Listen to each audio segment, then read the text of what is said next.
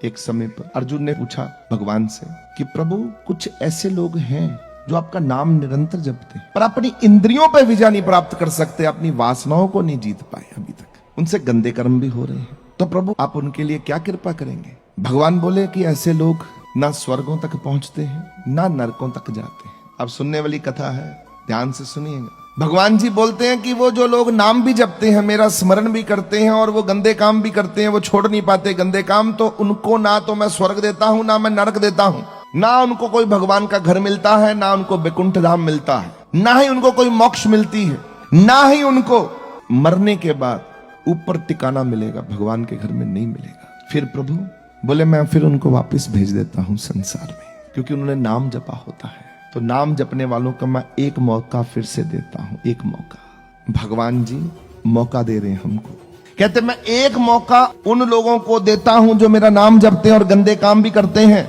वो मौका ये देता हूं कि मैं उनको किसी ऐसे परिवार में जन्म दिला देता हूं जहां बचपन से ही उनको अच्छे माँ बाप, योग्य माँ बाप प्राप्त होते हैं, और वो माँ बाप जो भगवान से जुड़े होते हैं। फिर पर भगवान हम पर तरस करता है गंदे लोगों पर।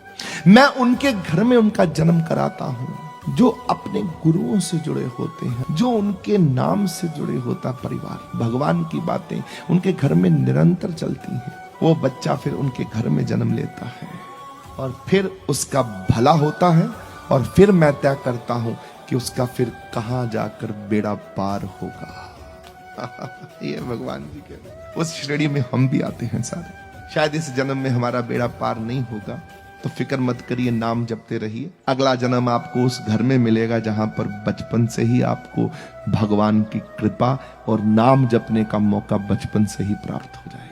अच्छा, इस श्रेणी के लोग यहाँ बैठे भी होंगे, जैसे ये बच्चे छोटे छोटे से, उनको बचपन में ही ऐसे घर में जन्म मिल गया जहां पर संत मिल गए, भगवान जी मिल गए, भागवत प्रेमी मिल गए।